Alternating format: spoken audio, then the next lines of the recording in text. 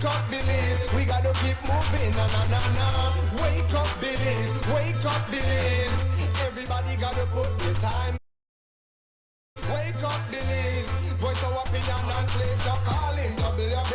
Be yourself, see yourself. This is the show, my people. Billies our hope, so to needless reason. Nobody feel left out, is the vibe we dealing. Let's find a solution. Yeah, yeah, yeah. Love, respect, unselfishness and cooperation. That's how we need to build a strong nation. We are the people to make the changes. We are the changes. WB.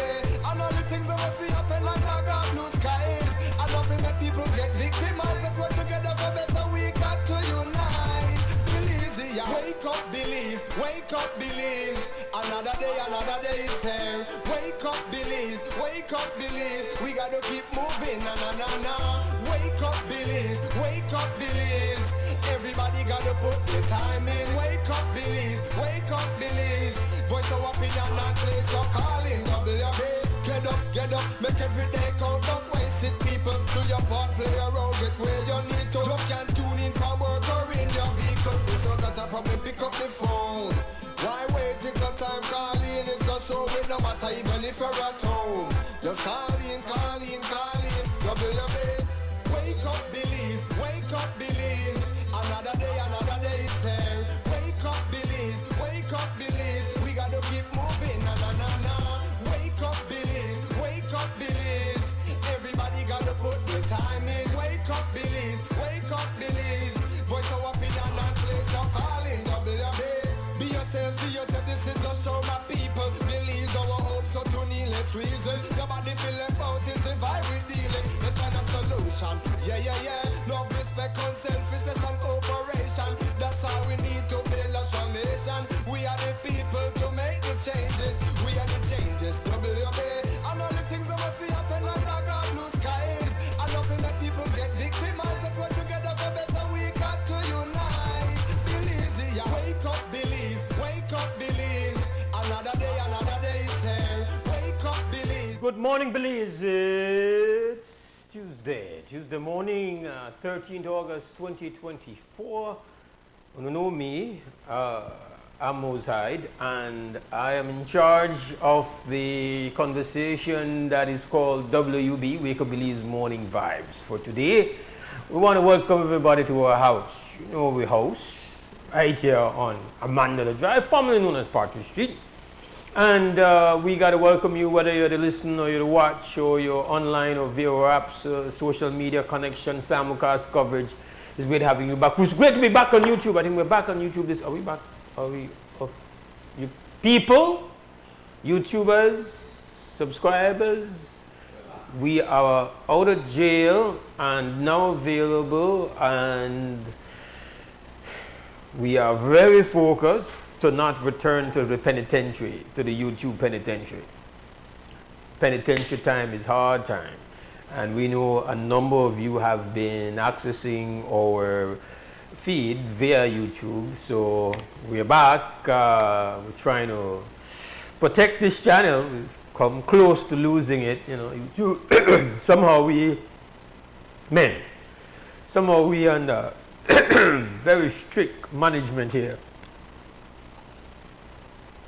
Sorry about that. Anyway, excitement of being on YouTube, getting the better of me here, of getting back on YouTube. So to all our subscribers and to you people who have not subscribed as yet, you go to YouTube, get the XTV Billies and subscribe. All right? But we're back. You can watch us on your YouTube channel.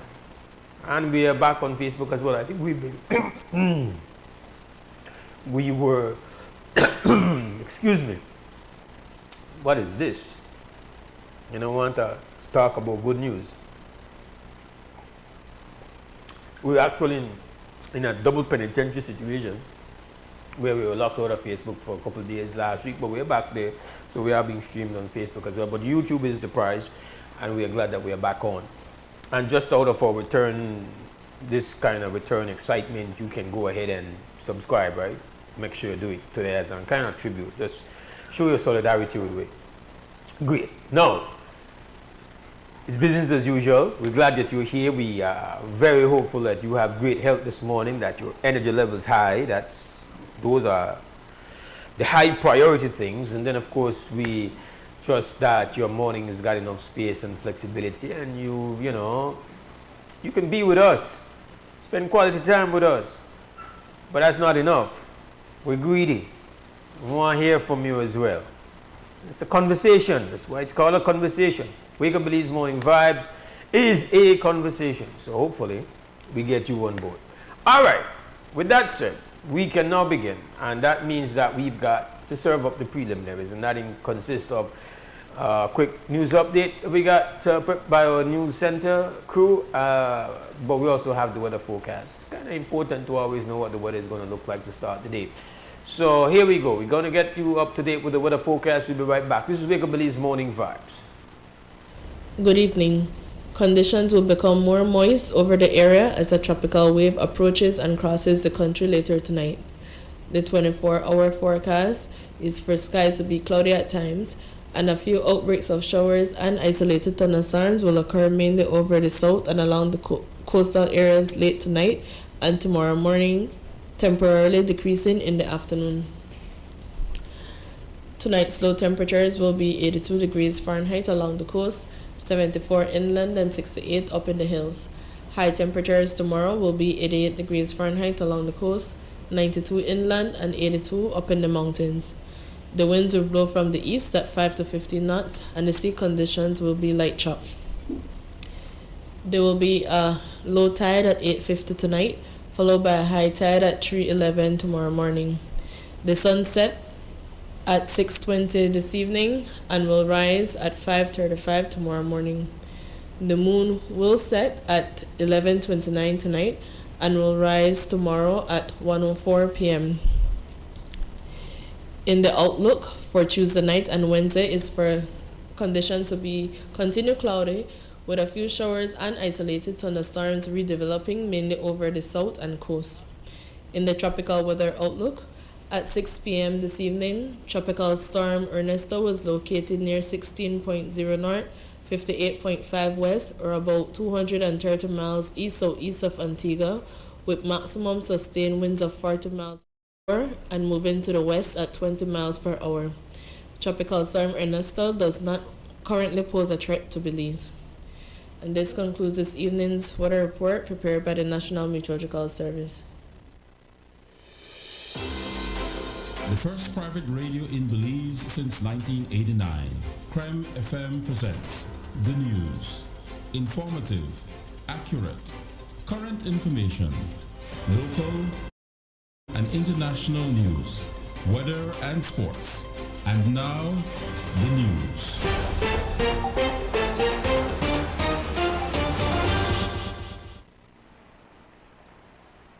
And now we got some news for you.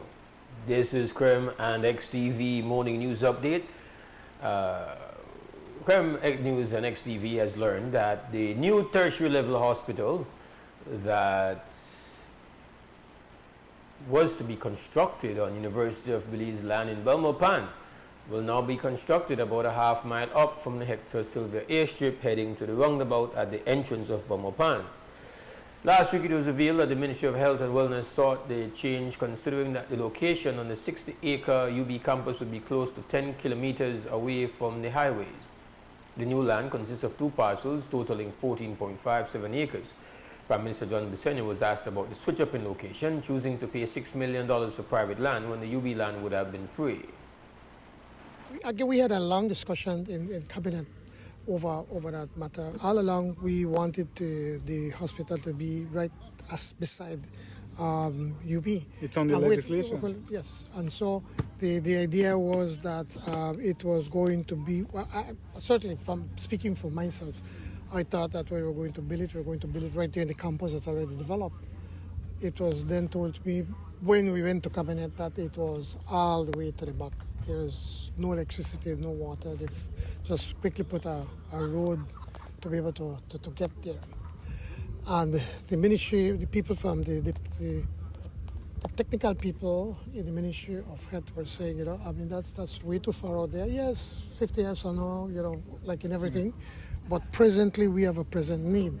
And they felt that it is best if you could put it closer to where people already are, where there's the infrastructure, the Hector Silva airstrip, which government has already decided now that we're going to develop it by bringing the BDF to move its air wing over there and try to make some more developments.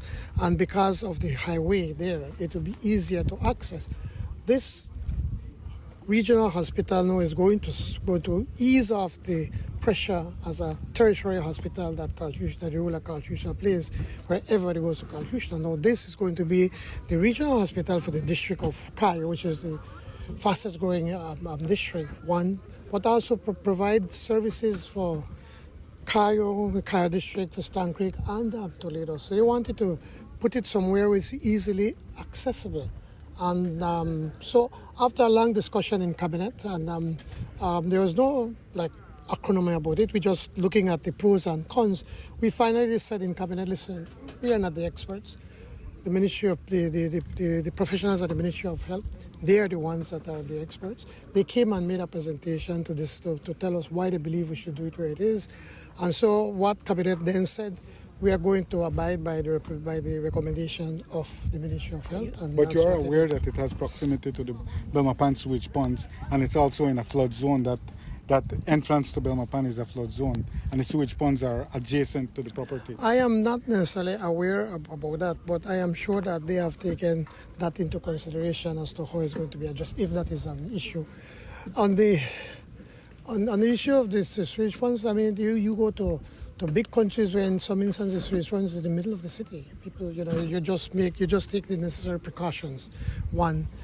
Secondly, when it comes to the it's not necessarily a area that floods, but the water runs here. It's just a matter of having the proper drainage system for the water to run out, like in everything that you find. But I can't argue back and forth over your points. I'm only telling you quickly from what I can. Yeah, but two things. Should it have gone to finance and should it be covered under FARA? It's 6 million at least, we're told. And second, how did you all land into this piece of land, which I'm told is owned by a well-connected businessman? Was it offered to you? And one has to ask, is it a special arrangement? But again, the skepticism, and that's fine. That's okay. I understand that you're trying to do your job. Yeah, it's necessary, and so I understand. I had nothing to do with the whole process, and as to whether I should go to FAR or not, I'm sure that they have gone through that. They have gone through the process to why is it that they did not go to the house, whatever. So I just have to accept that the people in the Ministry of Health followed the proper process as to how they want to make in making this decision. And but is the landowner a friend of the government, or maybe of the trade ambassador? Excuse me. The parcel sewer ponds is 4.8 acres. We are told that the Ministry of Health petitioned the Ministry of Natural Resources to conduct research of available land, but only private land was found in the area nearer to the intersection of the two highways. However, there are also reports that while the government conducted its own evaluation, the Asian landowners had done their own and sought payment for over $2 million above the government's valuation. Wilma here, one of the claimants in the Belize Peace Movement's case pursuing a redistricting exercise, has indicated to the media that the BPM expects to file another lawsuit to pursue their objective. This was the recommended avenue in a judgment of High Court Justice Nadine Nabi last week regarding the BPM's application for an enforcement order of the consent order in Claim 555 of 2019. As we reported last week Thursday, the BPM's application was denied. Monday morning in Belmopan, Chad Trapp appeared before the court and was formally arraigned for the death of 37-year-old Paul Otters. The incident took place in June of this year in Blackman Eddy, Cayo. Otters was allegedly involved in a confrontation with his ex-girlfriend, 23-year-old Tisha Ireland, and eventually with her brother. Otters was later discovered with stab wounds and was transported to the Western Regional Hospital for treatment, but subsequently succumbed. The accused, Trapp, is Ireland's first cousin. The Otters family appeared in court to offer support and ensure that justice is served. Despite the delay in the arrest and charge, the family said the police had enough time to investigate and are hopeful that justice will prevail. Well, the family is here today because we are actually here in support of my brother dead, and also to actually show our face so that we can get some justice. We have really been going through a lot, but at this moment we feel like we have had a head start in this situation. You know, the police had made an arrest and a charge, so we are actually happy for that, and we are hoping that this case will proceed and that we'll get some justice for my brother. How much faith do you guys have in the justice system? Because this incident happened at the ending of June. We're in mid-August now. I mean, it took so long to get an arrest. Well, you know, by my perspective, I believe that the best thing we did was to give the police the opportunity to actually work on this case. I want to give a shout out to the detective who took this case, because he was in constant communication with me, and I have always given him good words and encouragement to follow this case and to look at every point and aspect in this case. I myself as an individual had actually tried my best to get all information I could and forward it to him, so this case could have got to the point where it's at. So I feel very confident right now, based on these charges, that we'll have some justice. So we in the media, we didn't get any information as to who was charged. Do you guys know the name of the person who was charged? Yes, the young man's name is Chad Trapp, and he was charged. Today will be arraigned and finally charged on this charge. So, you know, I am, like I said, I'm happy about that, and hopefully that this case will have enough evidence to actually proceed, and that we will get a conviction, and that, you know, this will be something that will justify for us as a family. Does the family... We take a small break now, if you don't mind. When we come back from this break, we're going to lift off in conversation. So, of course, we don't want you to move. So, stick around. You're listening to Creme Radio. You're watching XTV. We will be right back. The first private radio in Belize since the news. Informative, accurate, current information. Local, regional, and international news, weather and sports.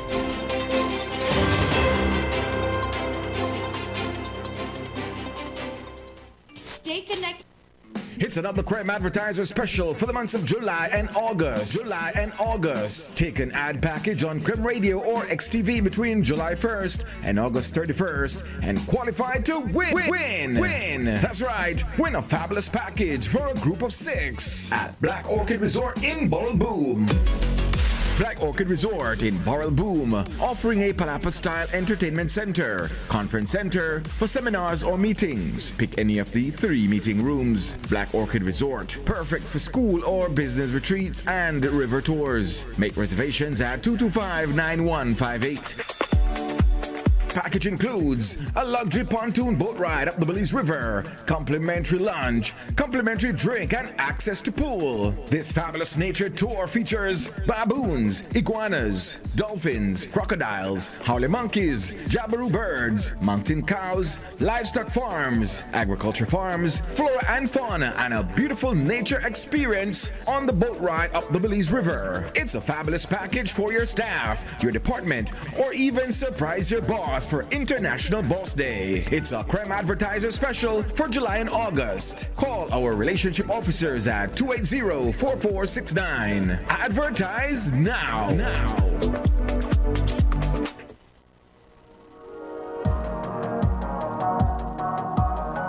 Atlantic Bank is an institution with more than 50 years of experience in partnership with Belizeans. We have been lending to all industries. We have been investing in the growth and development of Belize. We are proud to introduce Atlantic Bank's micro, small, and medium enterprise loan program. The perfect solution to grow and enhance your small business. Let Atlantic Bank be your partner in making your small business dreams come true. Call us or visit any of our branches countrywide today to find out more about Atlantic Bank's micro, small, and medium enterprise loan program. We will talk you through your options.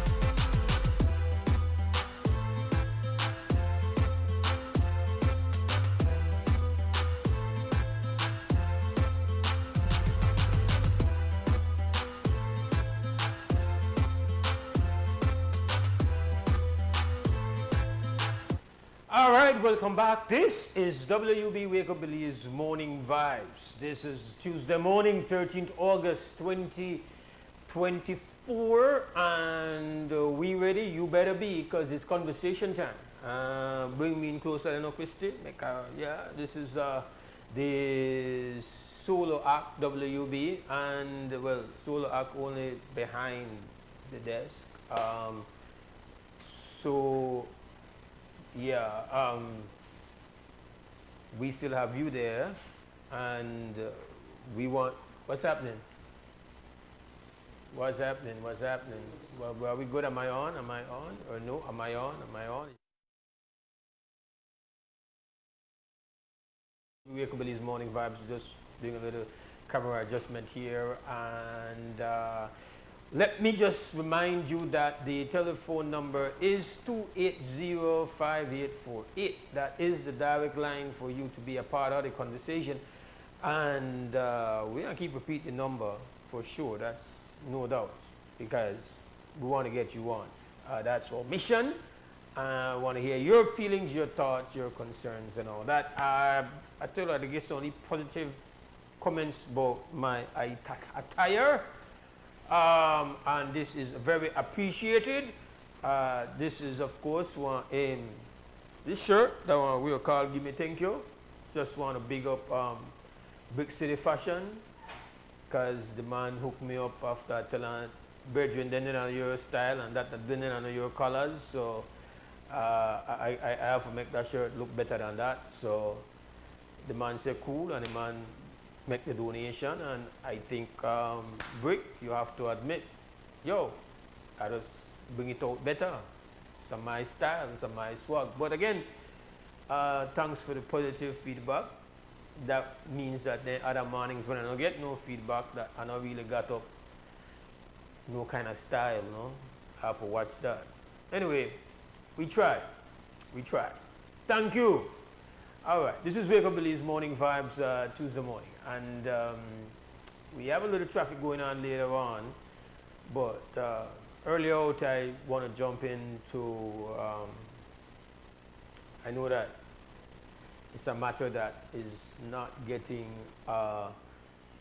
you know, it's been there, it's been out there, it's not a new big thing, but it's, in my view, it's really an absolutely unacceptable reality.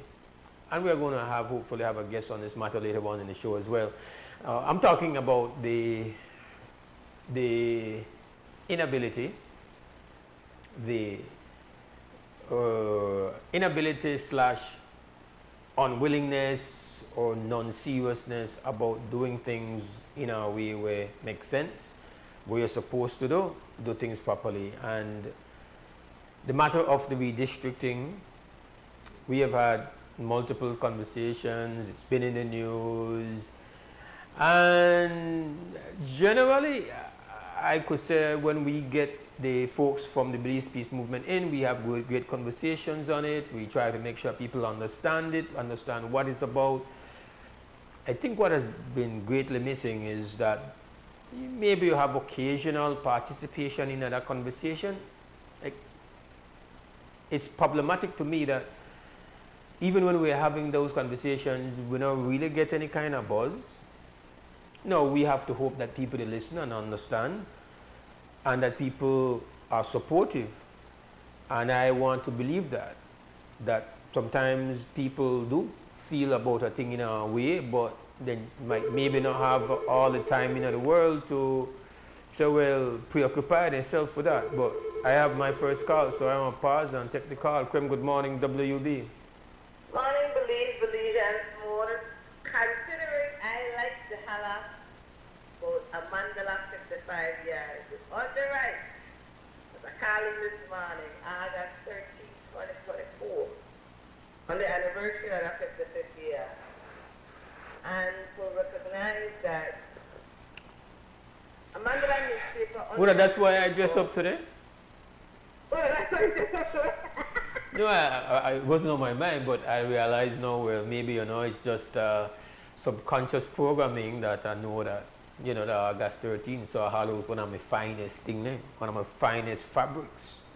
I love your fabric, brother. I wish I wear African fabric every day. I really like the fabric. But definitely for sure that a mandala staying power of the people. Mm-hmm. And we not take it lightly. That are the people that a mandala newspaper, and by extension, Crumb Radio, UES, XTV, that are the people that are power. I tell that last week at a run board place, right? And I tell there's no greater joy than when you got people all over this country. And they recognize us as defense and they tell us what defense means to them. One of the people always stand out to me, the Will Mahir. What talk about, people really appreciate the editorial and the publisher pieces, and I know they have different ways to get news, but they still have that hard crowd of people where buy their mandala, read their mandala, talk about reading their mandala. And so I just want to take time out to recognize the African ancestors and ancestors who make sacrifice for the one that were living today, for the unborn children that will come. But so it's a black-owned space, media, independent media, how much it's needed, valued, and appreciated. So big respect to Amanda and Mr. 55th birthday. And by the way, it's Abdul Latif Mohammed Ershad today. Happy Ershad Abdul Latif. As I say, thanks to the people. As only the people want to save the people. Only the people and save only the people and save the people. All right, got you. The matter of give thanks for pointing out it's Amandala's anniversary, and obviously besides the fact that it is the bedrock on which everything else has been made possible, so obviously we give thanks that we wouldn't have ground to stand up on, much less start, much less got camera, much less wear shirts so people could see her. It wouldn't even happen if Amandala never navigate inhospitable beginnings and adversity and actually somehow create something we could sustain and stay and build for 55 years. So salute to the origins of the paper. As Sister Yaya, it's built on the solidarity of a black conscious movement began in 1969, and out of that has emerged its offsprings, Crumb Radio and XTV, and of course, Sister Yaya, UEF. We trod on. Give thanks to Evan Exide and everybody else that set the foundation of the cream, still there. And that's a great reality and a great success and a great achievement. No, I was just about getting into the matter of the redistricting. So BPM, Belize Peace Movement, apparently will have to go to court. They intend to go to court. That was in the news. To try to see if the court is going to, because the last time, the last result was that the court did not rule that, well, they were going to impose that this thing has to happen. And, the court, anyway, we'll have that conversation later on to get into the details. I really wanted to look at just from a big picture standpoint, that a part of the problem is that, as Sister Yaya so often does, shouts out the slogan, only the people will save the people. The thing is that the people will not save the people just because they're not the people. It's not just like that, just, the people, only the people will save the people when they act in their own interest to save themselves. So there is it's a verb, it's a call, it's a duty, it's an action. It's not some kind of automatic achievement just because the people are the people. That the people, by acting in their own interests acting in collaboration, acting in solidarity, and acting with wisdom, intelligence, and courage that these things will be achieved. There's a whole lot that goes with it. That's only kind of like that's like crunching it down to its bare essential. Only the people will save the people, but that has a whole, you say, have all the accessories that come along with it. Will make it work. So it is true. Under certain conditions, under certain realities, with certain actions, people will save themselves because that's just what it is. The people will save themselves, the people will cause the change which increases their opportunities for survive and to remain and to resist. It's a reality. We believe in that. The power of the people, power to the people. At the same time, that power has to act in a matter of courage and in a manner of wisdom and in a manner of intelligence. That's how it has to be.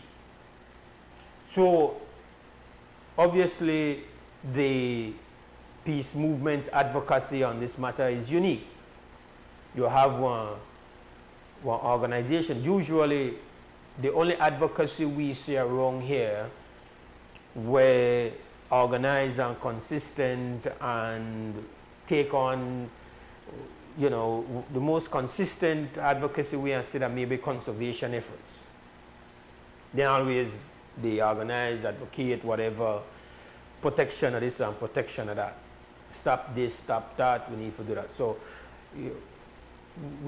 that is where we see more. But when it comes to people come together for challenge one law or hold the state accountable, actually grab one issue, find financing to support that issue and even carry the state to court, there are a lot of times we see that happen. And so for one, even if you don't completely understand the mechanics of redistricting and where that the problem with and how it play out to undermine the interests of equality and justice, you still have to celebrate and support the fact that you got one group of Belizeans when they operate with any kind of party political preference or interest. They know they act in a matter to try to get profit or fame for that matter. They see something wrong in the state. Now, a lot of things wrong in the state. We need people action, people coming together to challenge. But ultimately, you can't take on more fight than where you're capable of. You can't take on because then you dilute yourself. So you pick your fights. The whole time saying, BPM has picked a fight, and it's a serious fight, one that is not academic. It's not just for the look side. It's not just the Constitution said that you can't have one situation where you have constituencies where not they near to one another in a size, because then that they dilute the power, the representation of individuals in one area where huge crowd and one rep. That just maths. You can't. It just come down to we're not equal if we're not equal. We know inequality, that's a serious problem in our society. And one lot of the inequality, you can't really look upon it and say exactly, okay, this is where they go on with that. But in the case of the inequality where exists in electoral power across the country, this one here, the maths fit very easy. I don't need to do that, get the list of constituencies, get a list of people where they're in their respective constituency right away, okay. And then you go and you see where the law requires you know that, okay, this is not how it's supposed to be, this wrong. And then you figure out how long this has been so, and then you understand this is absolute negligence at the worst, indifference, incompetence that we exist in our state. Are you here a lot of horse dead cow fat excuses for why you can't do a matter of redistricting? And the problem, like we have said before with the redistricting, is that the entity that is supposed to implement it does not have the autonomy to do it in a manner that is impartial and indifferent to where any political party or political personalities feel. Because naturally, there are certain political realities for the rearrangement of constituencies and constituency size. And you want to have some man, some man or woman we're happy and some we're not happy with where you put forward. You can't avoid that. The solutions will not be universally pleasing, possible. Because status quo is the status quo. People comfortable with it, they like it, and then power based on that. So you have one entity, the Elections and Boundaries Commission, we're tasked with make sure that, you know what, the state have to comply. And there's been an absolute failure. So you end up now with a bunch of Belizeans come together and they say, yeah, what, we want to challenge this one thing. And if needs be, we go in a court, and they go in a court multiple times. From what we have heard from those who are the principals involved with this, that they're going on their own pocket. So they've been fighting this fight. My thing is that every time we talk about it, or every time we would have them on, I know generally sense that we get no kind of crazy feedback, support, energy, and very rarely, if ever, somebody call in and say that when we district thing now come. We call about different things. We're concerned about a lot of different things. But this particular matter, for the lack of vocal input, is concerning. So, BPM they do what he could do, but I feel ultimately that a real strength will come when he able to access the people's involvement, backing up what they do. We have a call, so I pass. WUB, good morning. Good morning, Mr. Hyde. Good morning, sir. Mr. Hyde. Good morning, sir. Good morning. Let me start reading one segment of the Belizean Constitution. Freedom of expression. Subsection 3b. Freedom to hold opinions and to communicate ideas and information publicly and privately without interference. Subsection 12-1. Mr. Hyde,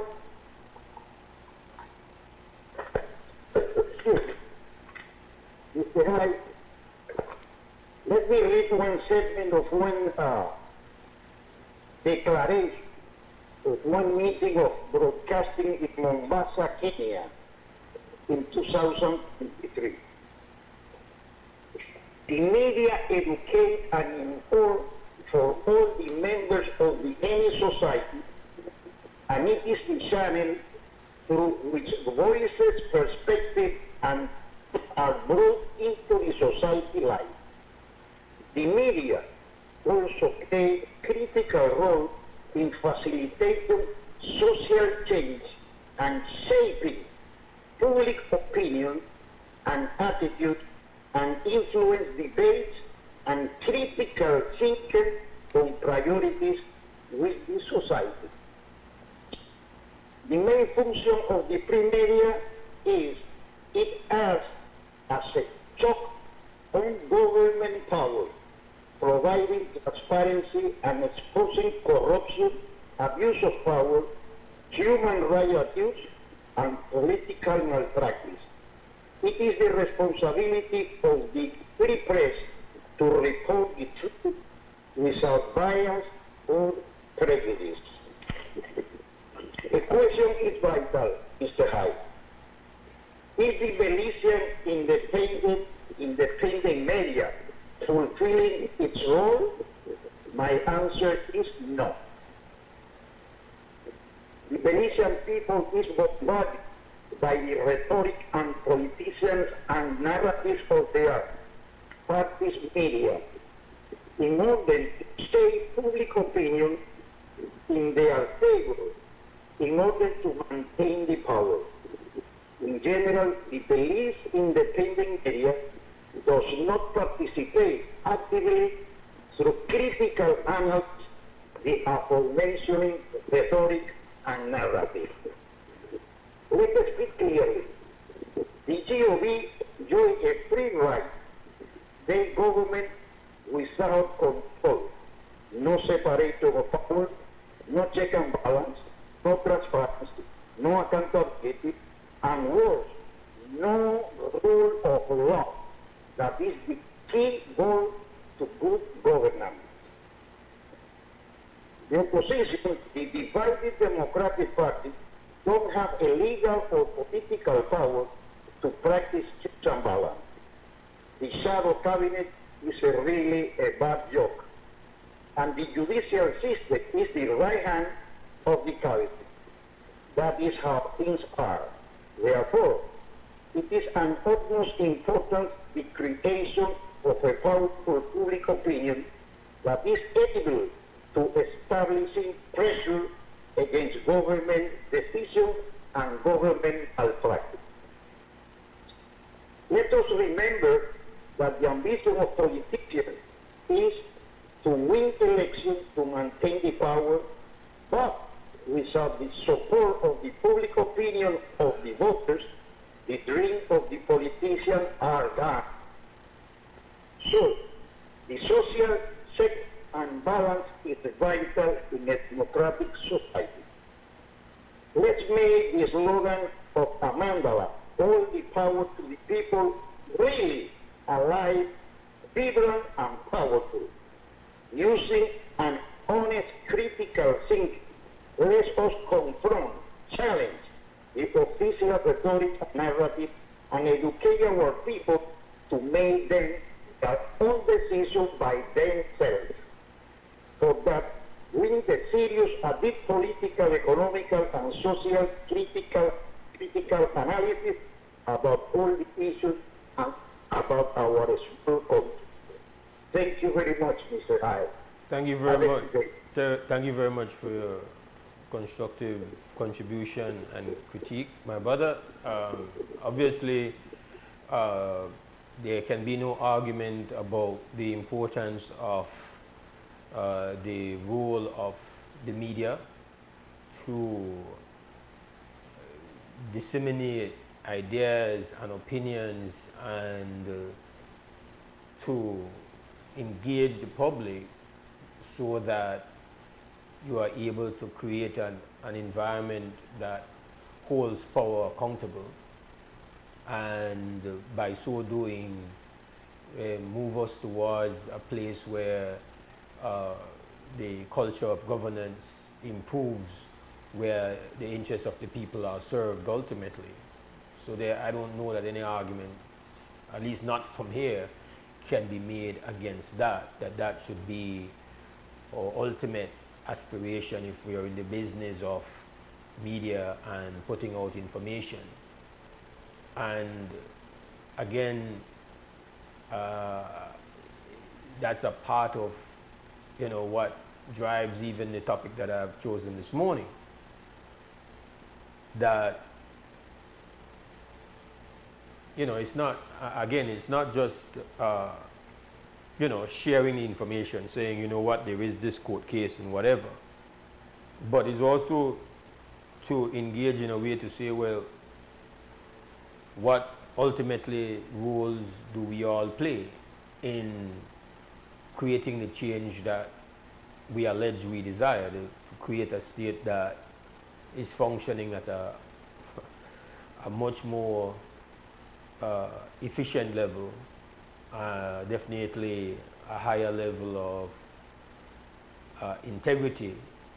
And the only way to do that is for the people to be engaged and for the people to be organized in a way to effect that change that ultimately benefits them. We will get on a bit further on in the show dealing with the matter of the redistricting. We hope to be able to have a conversation on that matter with one of the principals, but I really wanted to just before we got there to say that I hope that people are engaged and that they listen and that they understand that they can't just be spectators. We don't have enough of this kind of people challenging. It's really a tremendous effort on the part of the Belize Peace Movement. I don't know that they have been able to do the kind of work insofar as getting, getting people, everyday people, supporting and joining, and obviously they have their own limitations. Doing that, that's a whole different type of work, a whole different type of effort. But I have to congratulate them based on what they're doing, and also to point out that they cannot be left to themselves. We can't just left them out there, left on a road. They do this work, and we now raise, at the very least, raise the voice in support of that work. Because in this society, it's, they reach a critical point where they were being brushed aside, and then they represent for we interest, and so we can't stay quiet and allow them to be brushed aside. That would be my contention. So it's very much aligned with the criticism that the brothers so passionately and eloquently put forward. But right now we're going to go to 2 Cents Cam. This is, of course, sponsored by 4 Point Security. Thank you. We take a break, and then when we come back, we're going to change lanes a bit. This is Wake Up Belize Morning Vibes. We'll be right back.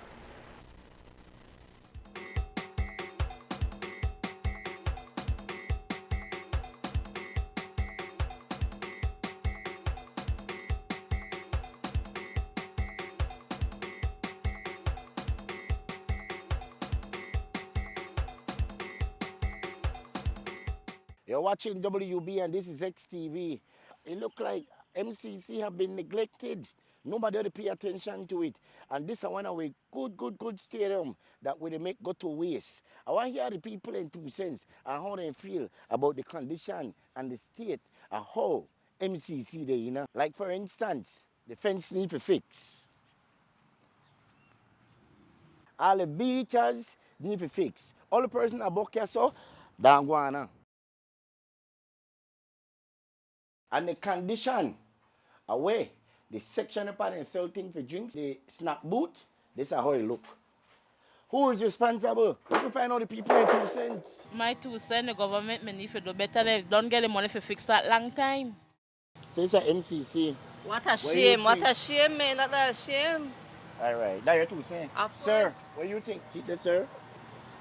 Well, if you fix that a long time, I used to play a semi-pro game for that, and if you see that in a condition there, that surprised me. You're not ex-football player then? Semi-pro ex-football player. You're big. Mandala Lake. That's your 2 cents? Yeah. Where you used to play for? Mandala Lake. All right. It's a MCC, right? Uh-huh. This is the condition over there, what you think? I think they need to fix that up. That's your 2 cents? Yeah. All right. They need to fix that up because anybody could go in there so and mess up the place more. Okay, that's your 2 cents. Yep.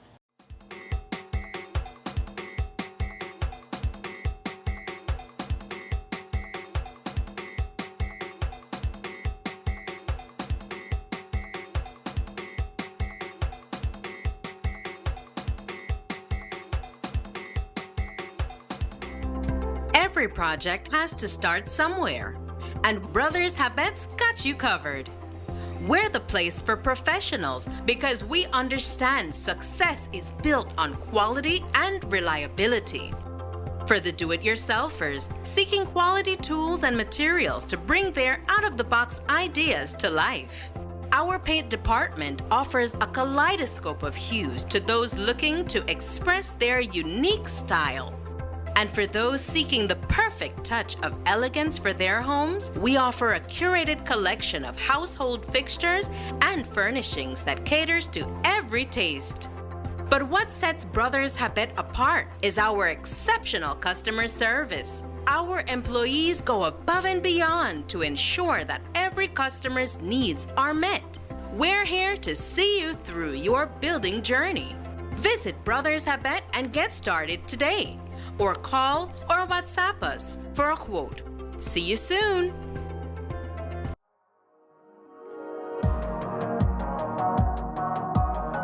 Atlantic Bank is an institution with more than 50 years of experience in partnership with Belizeans. We have been lending to all industries. We have been investing in the growth and development of Belize.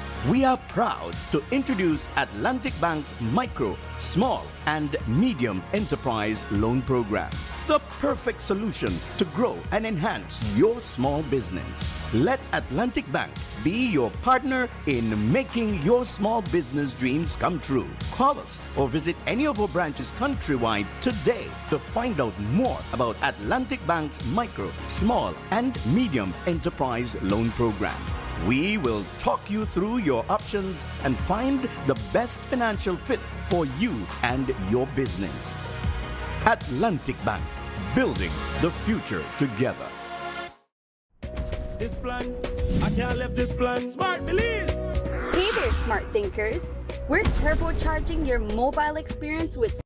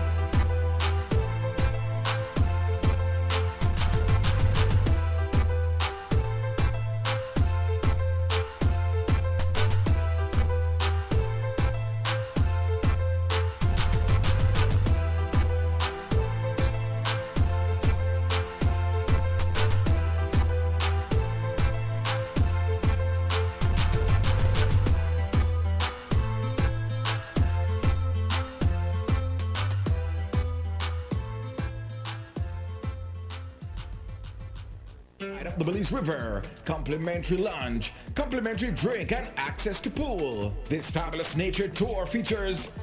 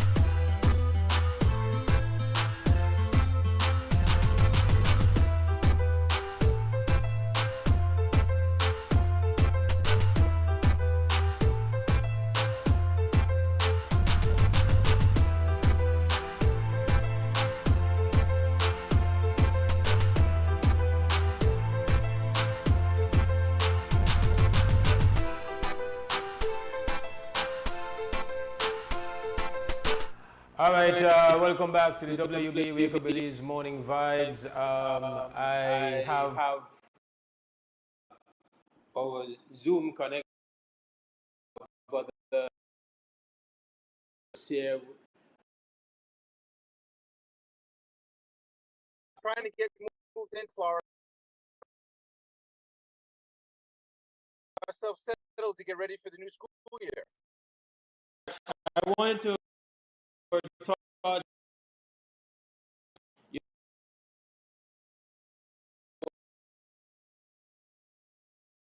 need to Olympic thoughts.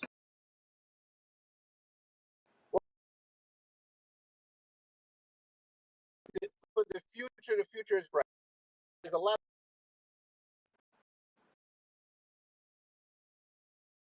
That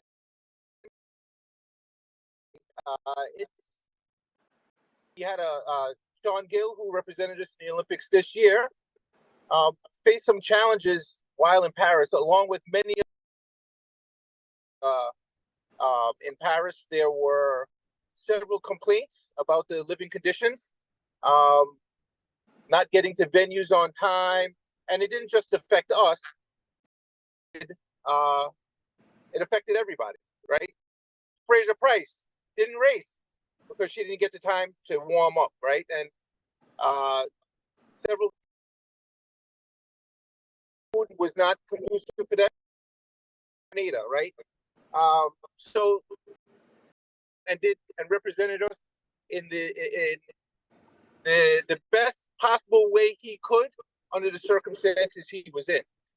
So with that being said, he has represented us last 5 or 10 years, and me personally want to give him as much kudos for leading a good example of being a good student, because it appears to be a very good athlete, always to be a good student first, right? So, and he has succeeded in that mission. Hopefully, he could be one of the good examples moving forward. Now, as far as the future, you have Kaylee Magana, who is off to the University of Houston, and in a situation with outstanding expectations moving forward, and of competing at international level. And then obviously then you have some of the young triple jumpers that we have in Belize, and obviously Dimitri preparing for the cross country season here in Florida, which starts in 2 weeks. So, the future is, I believe, is very bright with our young resources that we have. What I think the path for the future is persons like Sean Gill, who have had this experience, to come back out to the track. The older athletes come back and share their experience with these younger athletes and take the advice that Sean Gill had said. He made very clear that one of the things that he needed and helped him progress to the point where he was he had the ability to get outside training, right? One of the things that Kojak and I have been working on diligently is training in Belize. So we have some things in the works. You know, there are hurdles to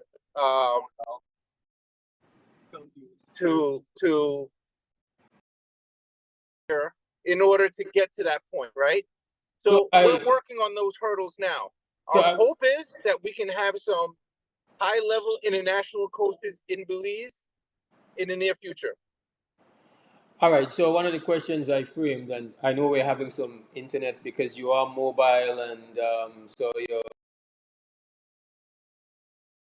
we're hearing you for the most part, and you know, I think that's the most important thing here. As you notice on the screen, I have when will Belize achieve a gold medal? Yesterday, I remarked on the incredible achievement of St. Lucia with their 100-meter gold medal winning athlete. Sister Caribbean country, we are proud celebrating them, but I have to be honest. You know, it's one thing when Jamaica dominates. You know, Jamaica has a great reputation. It has a population of nearly 3 million people, but not St. Lucia. So I'm like, I had to admit, while I loved seeing how the St. Lucians reacted and responded, understandably and just ecstatic, and I said I don't even know if the people in St. Lucia sober up as yet. I think they're still celebrating, and they deserve that. But there's a little bit of envy, not a malicious, you know. But you know, I'm like, okay, but when is our turn? When are we going to get our goal? So I know that you are not alone. I know that people who are collaborating who pursue this, but now I'm saying it's 2024, and we need to be about this. That's one of the reasons why I reached out to you. I know that this is a big part of your commitment, that we need to send bigger delegations, and ultimately we need to achieve, you know, that ultimate prize at some point in time. How do you respond to that question though? When will we achieve our goal? I want to point out that also Dominica received in this past Olympics for the first time, which is another sister country, and I'd be remiss not to work in Carifta. And we have all of these young countries that are small countries, gold, as you said. So when is it going to be our turn? Be our turn next time around. Somebody like Brooklyn Little is moving up that international competition level very quickly and at a very young age. So that could be a possibility to our gold medal.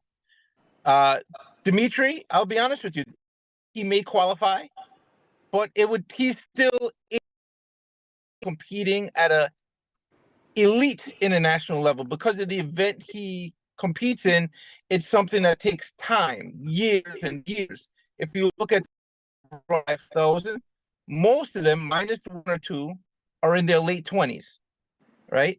As far as the sprints are concerned, if we can get coaches here to Belize to help coach, to supplement what we already have,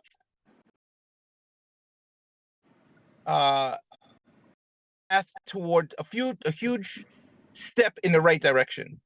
Now, with that being said, we've had a few setbacks. Hold on, we've had a few setbacks because Jamaica, ISA in Jamaica, which is the intermediate secondary schools, recently, just in July, a huge roadblock up for no longer take international athletes into their schools.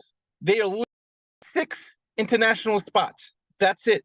So they have just had to send home 75 athletes from Jamaica to the sistering countries that were sending their athletes. So, like, our athletes have no path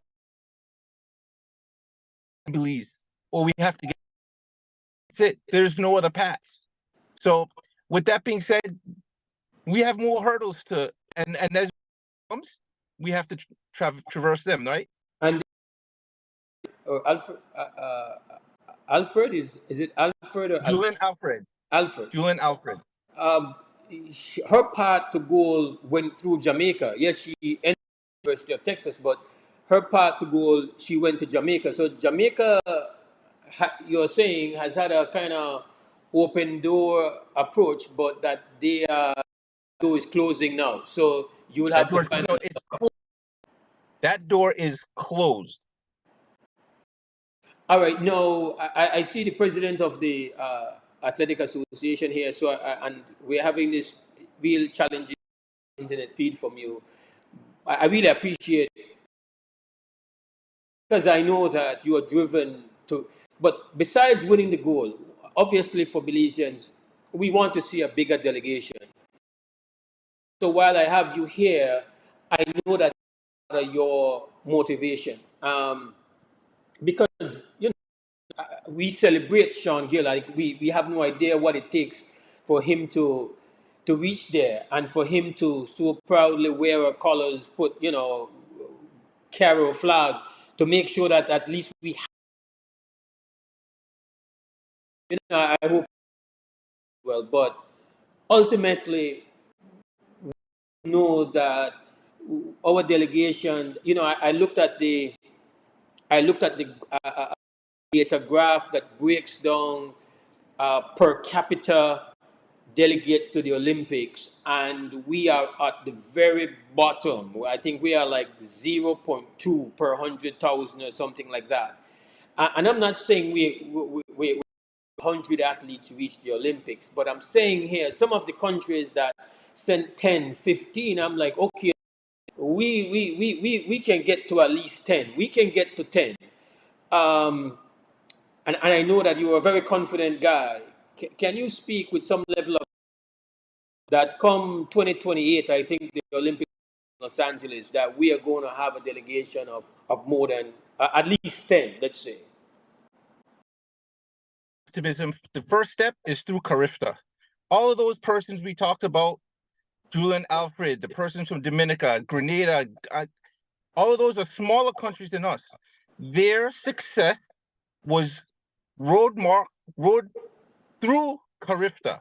So if we can send a bigger delegation to Carifta, that would be the first step, most important step. That's the breeding ground for gold, right? So that's the first step for the 28. And this is my opinion, we need to focus to using the resources that we have. It takes time to develop gold, not 4 years.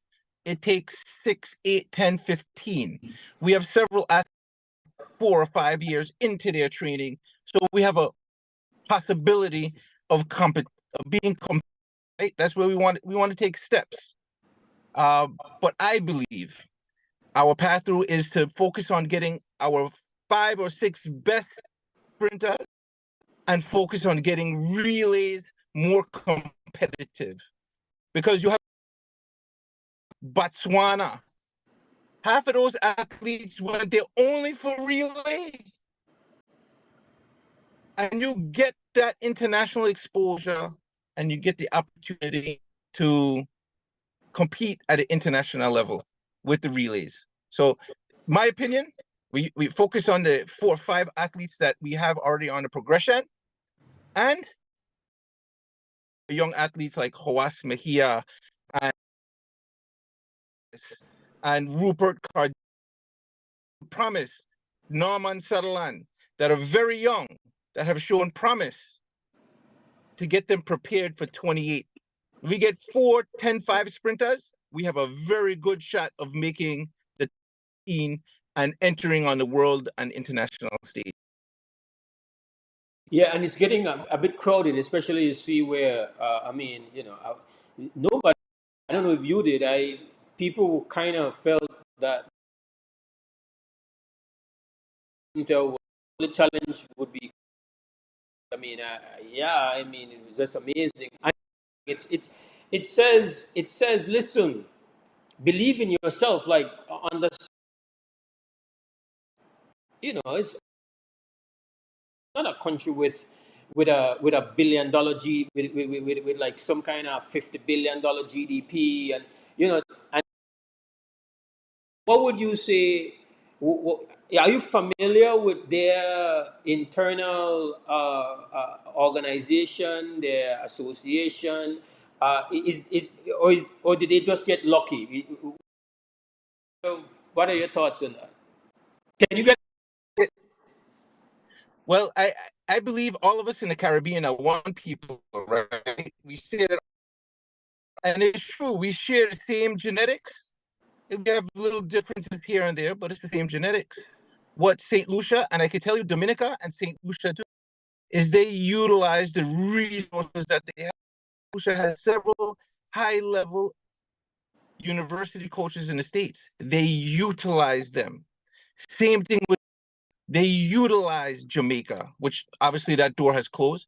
So no, those coaches in Dominica, which one of them runs very closely with Dimitri, he has already reached out to me to get him to Florida, to hopefully get him to train with me and Dimitri here. So we're trying to work. So here in Belize, we should be doing the same thing, right? Several, not just myself. You have who's at the University of Buffalo, Kwan Lovelace, which is at University, right? Marilla Richardson, New York City, right? We have access to several other huge, very good coaches. The same coach that coaches Quincy Wilson is my personal friend. We train together, we competed together, we communicate on a daily basis. I send him, he's going to take.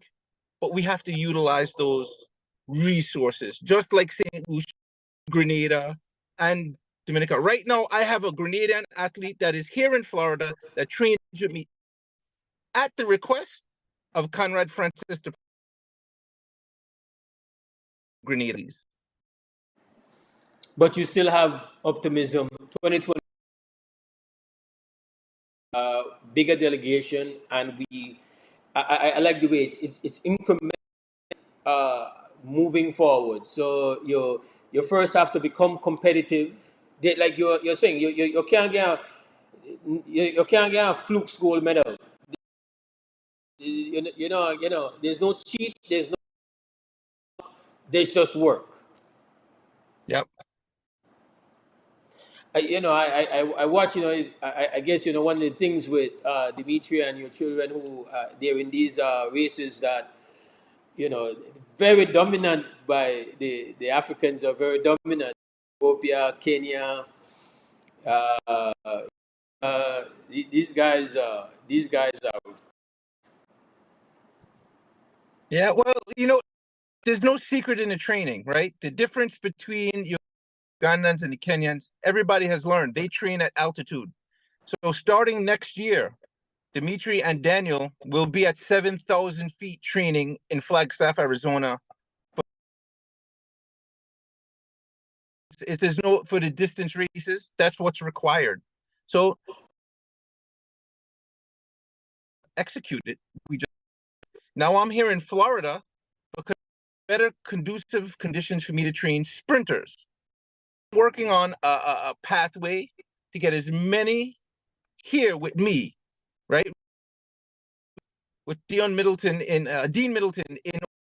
who coaches at super Stephen Gardner from Bahamas with his coaches. We have him as a utility we could use here in Florida. Me personally, we know that Jamaica is closed, right? We're trying to find the best for our young athletes. With that, I have to give Kojak some airtime, so I will have to thank you, Greg, for joining. I have to go to break. Thank you. I know that you told me it's the first day of school, back to school, so I know how that goes. And the kids are in the car. We'll take a break. We got Kojak in house, so we don't have to zoom in, and we get some words from him. But you know, I feel like this is the best time to kind of get attention just coming off the Olympics to say, listen, we can. There's no question mark as to whether or not the universe and the Creator consistently of children that are blessed with these are not the problem. Hand to innovate and bring out the best. You know, if St. Lucia can do it, Dominica can do it. Yeah, Belize can do it for sure. Yep.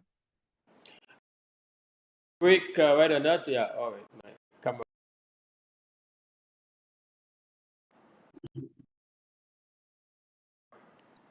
All right, bye-bye. Take a break and come back. Let's take a journey through the core functions of the Social Security Board. It all starts with registering as an insured person, employer, or self-employed individual. Sign up for a portal account to manage your Social Security information online. Just provide accurate information and click Create. This will give you access to a range of services and benefits. Next, your contribution, along with investments and other income, are collected and distributed into 3 funds. This ensures that the SSB fund is securely utilized to support various benefit programs. The SSB is committed to providing essential benefits such as sickness, maternity, injury, and pension. These benefits are paid out to eligible individuals as a part of the Social Security coverage. We help you navigate through life's challenges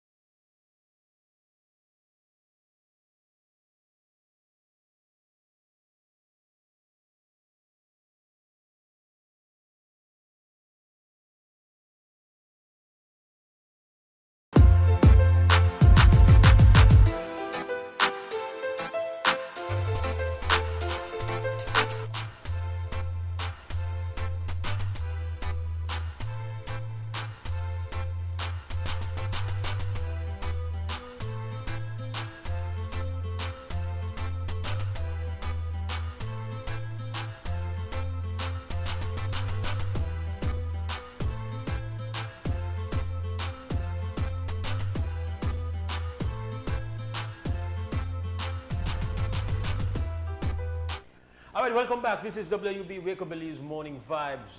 Tuesday morning, the 13th of August, Mandela birthday, 2024. Mose Hyde hosting, and we've been chatting up a little bit about Olympics 2028. We're done there. We're talking with a member of the association and father of some of our top performing young athletes, Greg Myers, trainer, and now we have the president of the track and field, the Athletic Association, Kojak Smith. He's been here multiple times. He was a part of the delegation that went to the Olympics. Kojak, thank you for coming by short notice. What was it like? What was the vibe? What do you take away from being there? Morning, Mose. Thanks for having me as usual. Sorry about late. Had some unforeseen We're circumstances. we're good, yeah. But yeah, being part of the delegation was actually an excellent experience. It truly is one of those moments in life where you look at it and you say like, wow, I'm at the Olympics. To me, everyone asks me the question, how was Paris? How was Paris? And I keep answering the same thing. Paris was just Paris. I mean, in any other circumstances, Paris would be the highlight, but the highlight for me was actually being at the Olympics.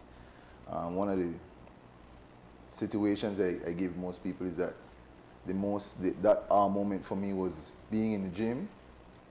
Me and Sean went to the gym to do some workout, and I was there, and between my sets, I had a chance to just stop and look at the different athletes from various disciplines, and just seeing the level of dedication and discipline that they're putting in their craft, regardless of how they're about to place, regardless of the stats, knowing where they're ranked in terms of the world or whatever the case may be. It's just that discipline and that consistency they're putting in right before the games. It's something that you don't see often, and it's something that we need to start instilling in our athletes to have that drive and that determination to keep pushing. Granted, most of these athletes are professional athletes at some level, and that is where we as a society need to put more in our athletes to make sure that we start having professional athletes so that they can be dedicated to their craft and not juggling other commitments such as work. And did it weigh on you any at all, the fact that we took one delegate, we took one athlete? Did that weigh on you any at all? Yes, heavily. One of the things, most that I've always said, I don't understand how you could go at these games as an official or as a delegate and not want to come back to your country and do more. Just walking around the village and interacting with different athletes, and they're asking how many you bring and how many athletes are there and what events, and you say one, and it's a look of surprise. So we really have to do better as a country. We do have the talent. It's just fostering it, nurturing it, and developing it. So it does play a lot on me, myself as the president, and looking at it from the perspective as a former athlete, we need to do better. We need to do better. Now, of course, doing better, we know that everybody got a role for play, but what people want to know, because you can't reach from where you are to where you want to go without obviously a plan to say how we're going to do it. And I know that you recently become president, and just the same year you become president is the Olympics. So you have to be broad shoulders, deal with the fact that people are like, here we go again, and they see you at Paris, and we got one athlete.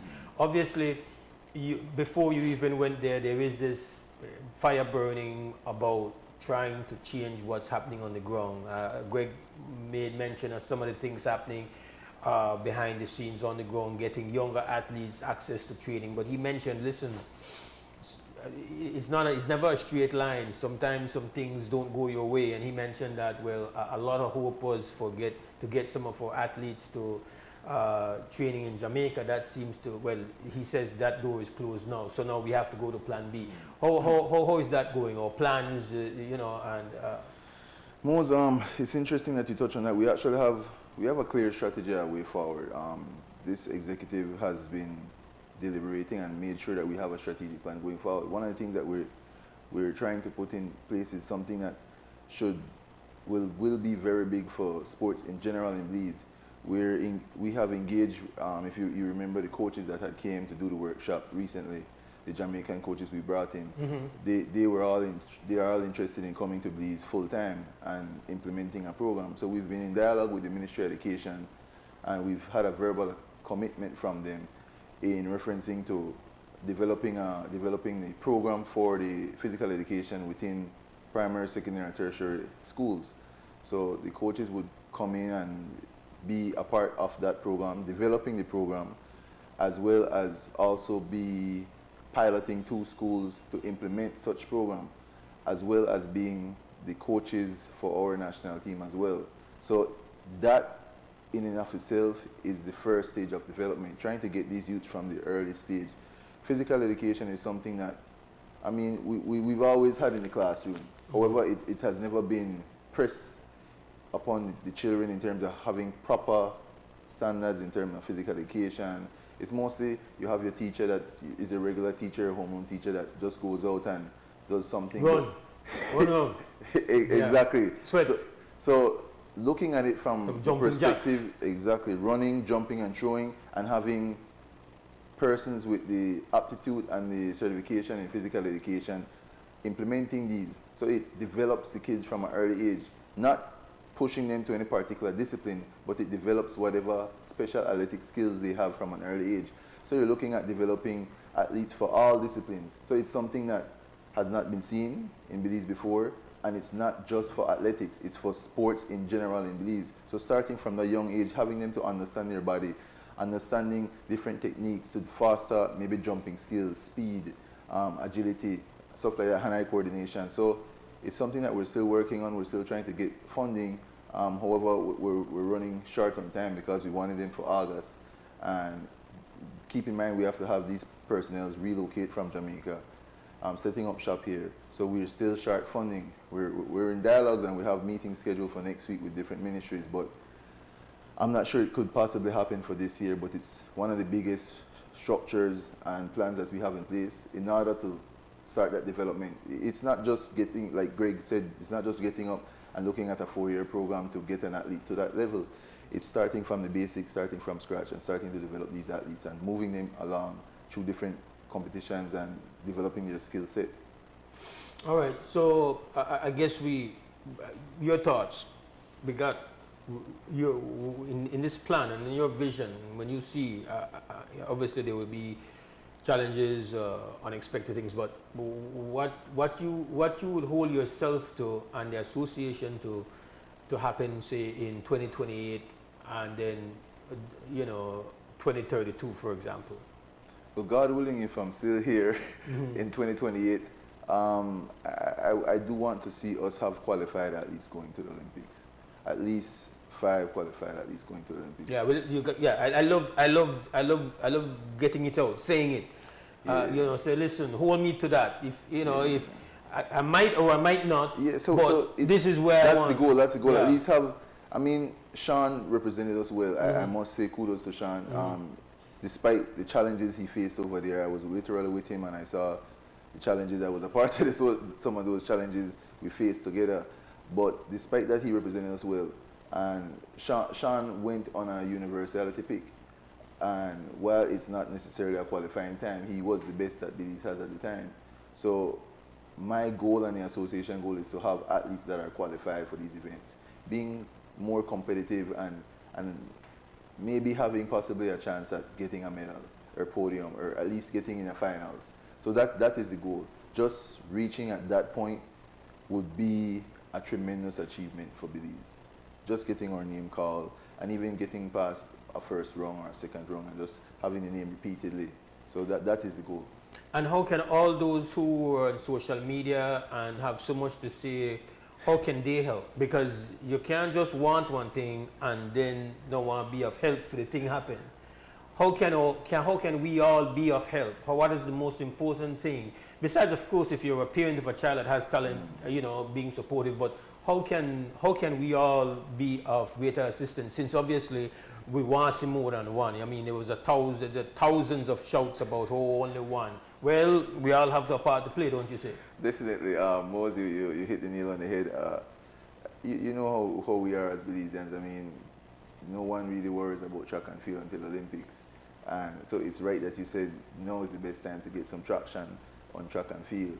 One of the things that everyone can do is, aside from just being that critic at this very point in time, see how you could give back however you can, whether it be lending support or giving administrative service to the association. We do have a plan and we do have a direction. See how you could help us raise funding. And show up at the stadium when there are events being held. Yes, show participation, coming out and contributing, whether it be entrance or to the bar or bringing out your child to watch, because you never know, your child might be that next great athlete. So it's just to foster a level of collaboration with the wider public. We don't have any fundings. We don't have any fundings. We're trying desperately to raise funds and to try and see how we can foster different programs, but we're literally dealing with zero. So it's us trying to do different things with little funding. So if it is that you have some great philanthropists that want to... So how does a small nation like St. Lucia or Dominica, what is their financing model that works and has, obviously they have been toiling for a while. It didn't just happen upon the champion 100-meter Olympian. They had to figure out some of these problems. Well, one of the things, I don't know their exact structure, but from my observation and what I've seen, especially at the Olympics, what they're able to do is they first have an association that is accountable.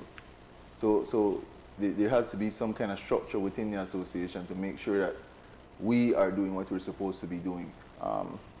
In different circles, Belize does not have the best,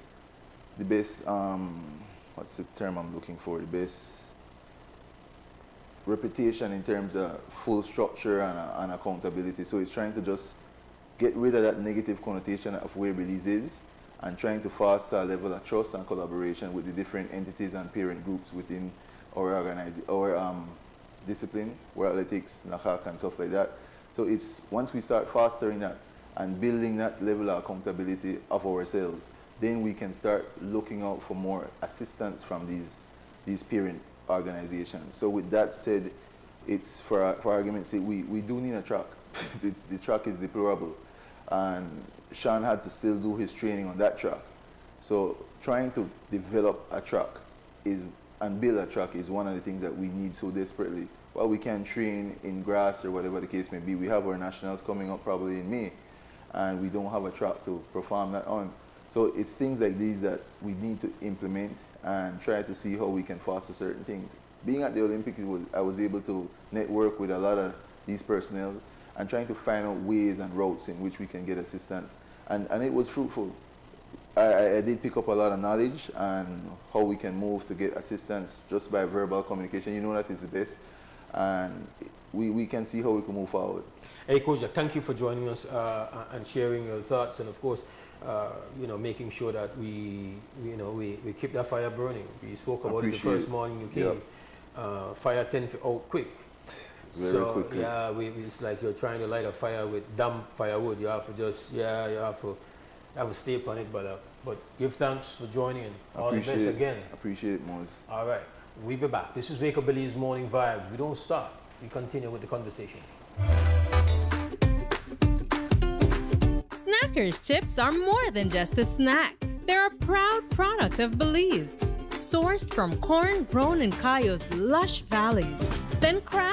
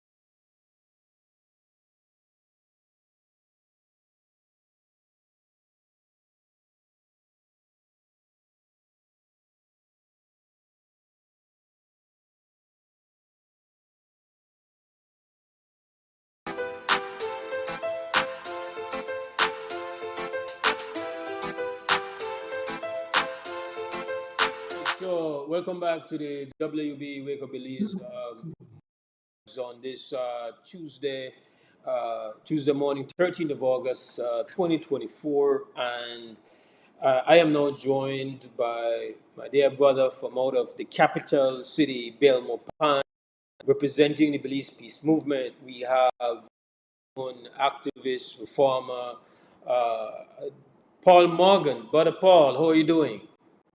Doing good, bro, especially when I'm talking to you. Thanks for the. All right. I'm glad. Early on, I spoke about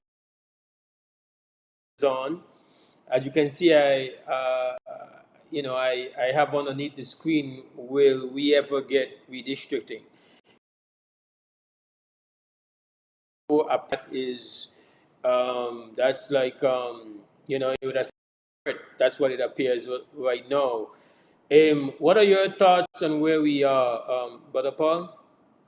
Well, Mose, let us not be faint of heart in terms of what we deserve. Mm-hmm. Redistricting is something that for existence as a nation. So where we are now, Mose, depends. Of course, we have to understand where we are now, where we have been. It reminds us when we were in. And if the Almighty hasn't put us in a better place. So indeed, Belize is in a better place. We're in a better place for redistricting right now. When we started Mose, but when we realized that the constitutional standard there has been creep, massive infractions and creep, such that a constituency, the largest constituency should never be larger than 1.5 times the smallest constituency. Back in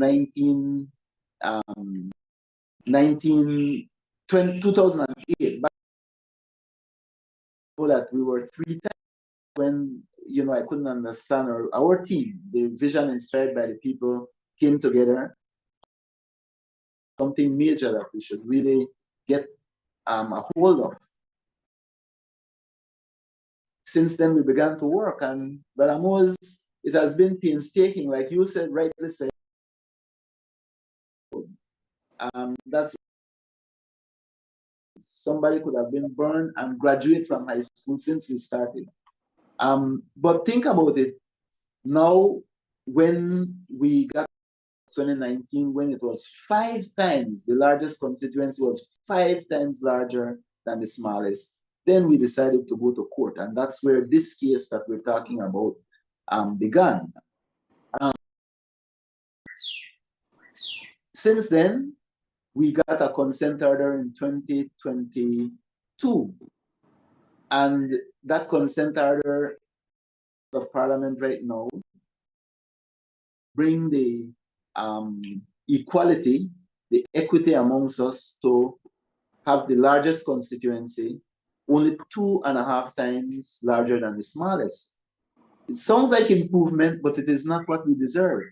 And that is why we went to court again with this application to ask the court to declare that, number one, the document that they are relying on, that the government is relying on, that is Schedule 1, where both of us agree that it is not suitable for election, have the court formally declare that this is so, which we didn't get. Our application was dismissed.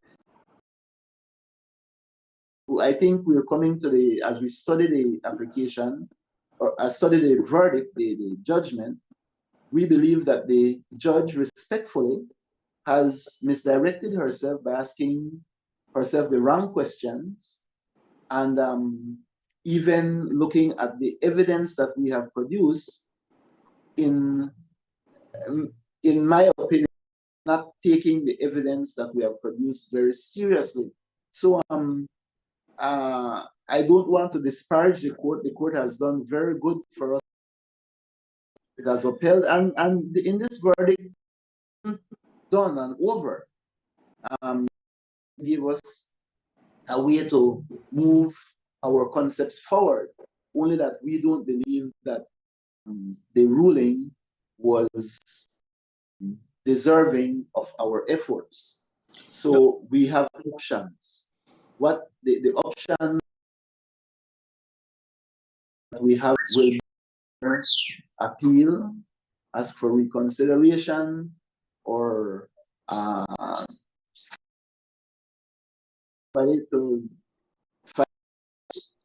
to make our point, or better yet, because this is beginning to turn into a political matter in that we're looking at elections. It's time for Belizeans to understand what is being stolen from them and to get out in the streets and demand that they do the right thing. But Mose, listen to me. This I want to put in properly. That administration saw the problems came in. They promised. The Prime Minister, Mr. Courtney, and all of them promised that they would influence the process to the extent of their power to 100 days. It is over 1,000 days. What is going on? Are they serious about bringing equity in the light of the Constitution to Belizeans? I think if they don't, the Belizeans are to demand it. Belizeans are to get But out isn't that, well, there are two things I want to address in the time we have. Yeah. Thank you very much for laying out. I have contended that the very fact speaks to the absolute failure of the Elections and Boundaries Commission as a functioning vessel. Correct me if I'm wrong, but this is the entity that is a kind of a impartial oversight world rules and are there to defend and make sure that that everything that is being done is complying with the law.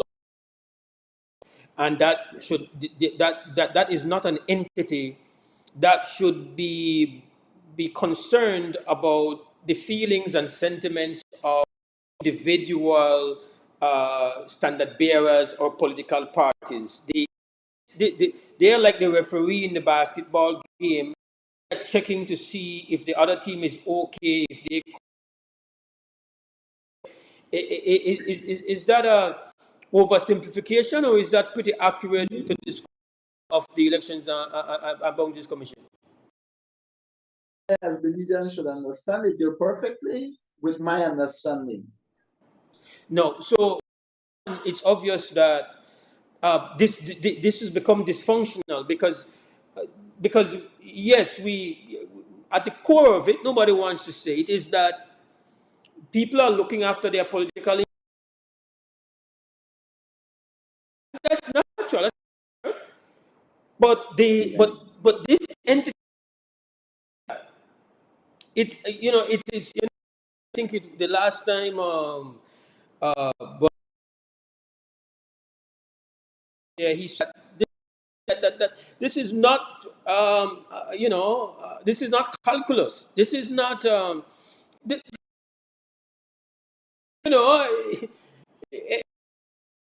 but we say if you're the sheer the lemon pie, my child could say that they get the right size. It's like you're not an unsolvable problem and should not have consumed the time, the resources. And the very fact that you've had to put in resources speaks to the fact that this whole commission is a complete failure.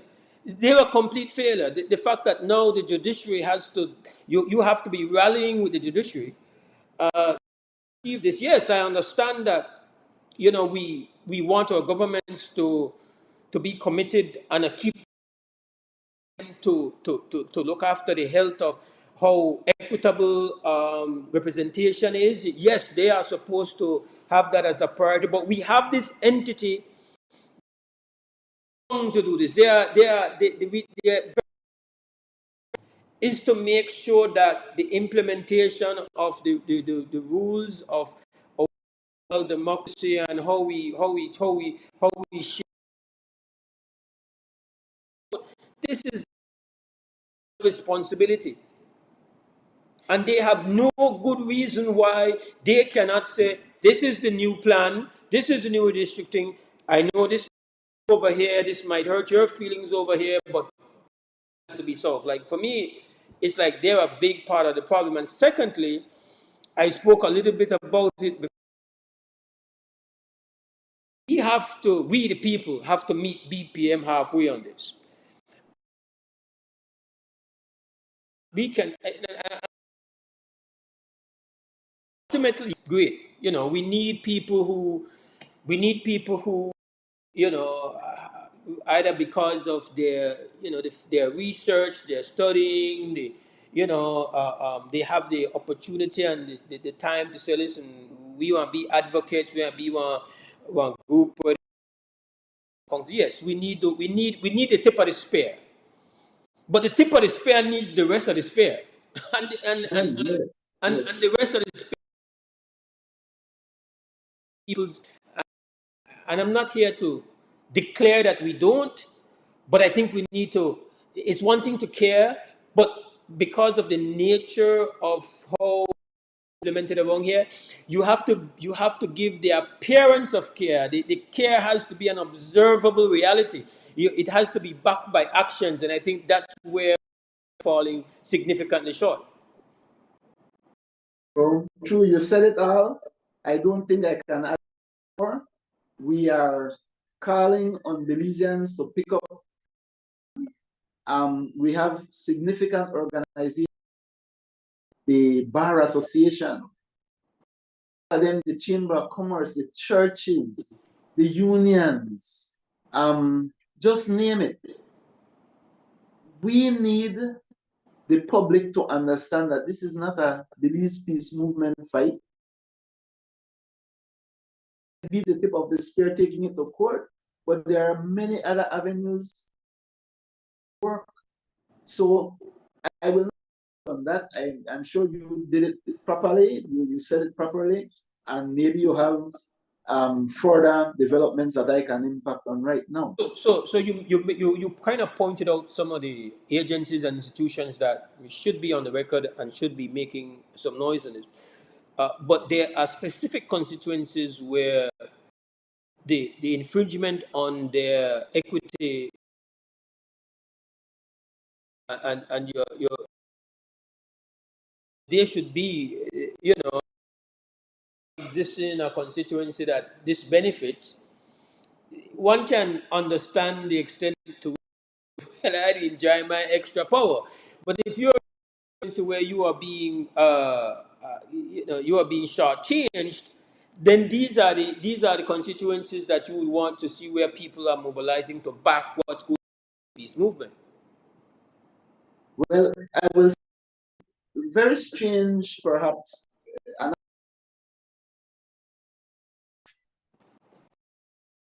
Store, and I see Morgan and they know me. The shopkeeper says to me, come to the front when there is there that I know deserve to be served before me. It is not right and get my service before somebody else. That is not right. That is not being a good citizen, even being a good human being. Shop clerk. But that lady, that man, that woman was there before me. Please go ahead and serve them. I'll wait my turn. That is the right. We have tranquility, and everybody will feel. You know, Brother Mose, I'll say this again, and you might be tired of hearing me, but one thing with you, bro, you always tolerate me. The point of this, the affair shot at, is not because it's not an academic exercise. It is the first step towards national development. I've said this once. All the time, first thing we have to have in the process of development, fair representation. Only when we're fairly represented, when all of us can come to the table with equal power, can there be national unity. Of national unity coming up, that is September. We have not in 43 years achieved it. If Swing Bridge breaks down, the person in Shunush and the person in Toledo, one in Shunush in Corozal, will not care about it until they come to Belize City and find out that it inconveniences the country as yet knows. Let us not fool ourselves. Country is because the people have seen for all of these years since colonialism that we are not equal, and only we have a leadership that strives and show everybody and bring everybody in, that we will have that spirit that if the bridge breaks down in Belize City, north and man from the south will come in. If it breaks down in the south, man from the south and central will come in. If it breaks down in the north, everybody will flock to that and deal with that because we are one people.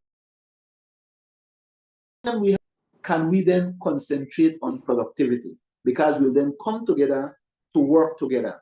Productivity will be like fixing the bridge. Productivity, can we feed our families? Can there be nice environments to feed our families? Can we earn? And only when we justice, that means that we will look at the situation, jail situation, all of the black brothers in jail, all of the little black sisters in jail, not committed any major offense. Now, some of them were there because over the years, for 43 years, since this, right? They cursed the policeman and they went to plead guilty, not knowing that policeman, the judge didn't get the fact that it was wrong. Or we have the National Assembly right now, who has a really teachers, policemen get nothing when they retire. It impacts how we live. And so let us not take redistricting as a little joke. It is the fundamental, it is the foundational premise of national development. Without us being treated equal, national development, never. Great, there, Brother Paul. I would say this in kind of because of time. Listening, realize, and I think I might have said it before. Marketing, they say, is an important how your brand and brand is going to work, and the term redistricting is misleading.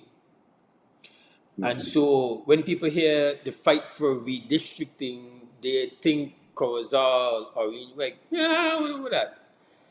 But when you say that, as you have described it, that this is the great equality and unity project, that this is that this is a fight for equality and the building block of unity, that then people understand the significance of the fight and the term. You don't properly get yourself up to date with what you can get lost in it and actually,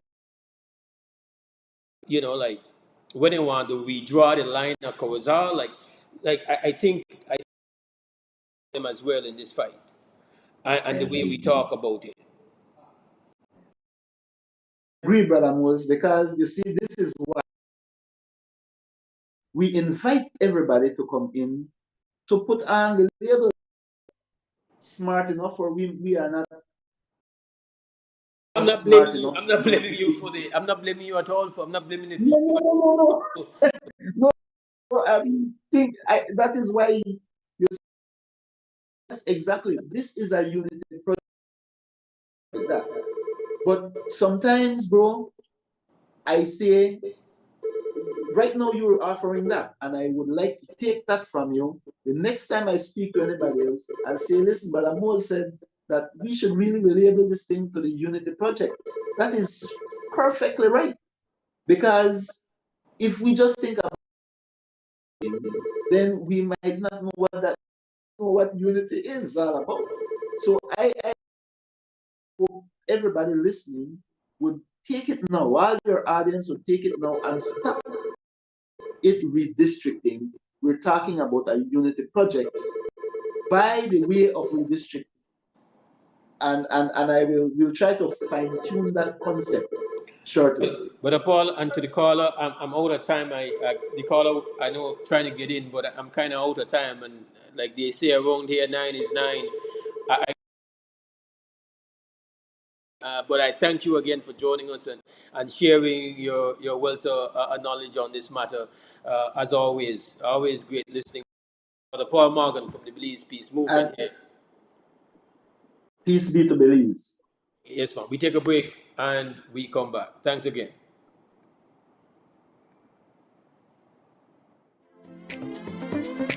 Here's how to be a part of Benny's Homecation in 3 easy steps. First, download the B-Bucks app and sign up to be eligible. It's fast and easy. Then, shop at any Benny's location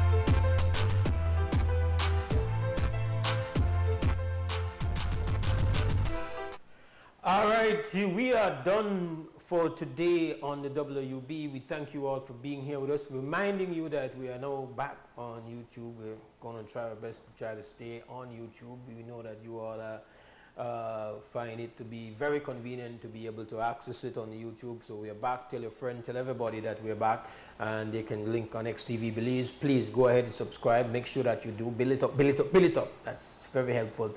We got to thank the crew that's doing this. Larry G at Creme Radio, Mr. 9 is 9 himself upstairs at XTV. Cliff Lewis is the man that glues it together in the control room. We've got Krista Flowers, and our technical engineer Harlan Wagner was also a part of the crew this morning. Have a great Tuesday. With health and strength, I'll be back tomorrow morning at 6:30 for Wake Up Belize Morning Vibes. As always, stand strong, stand firm. For now, we're gone!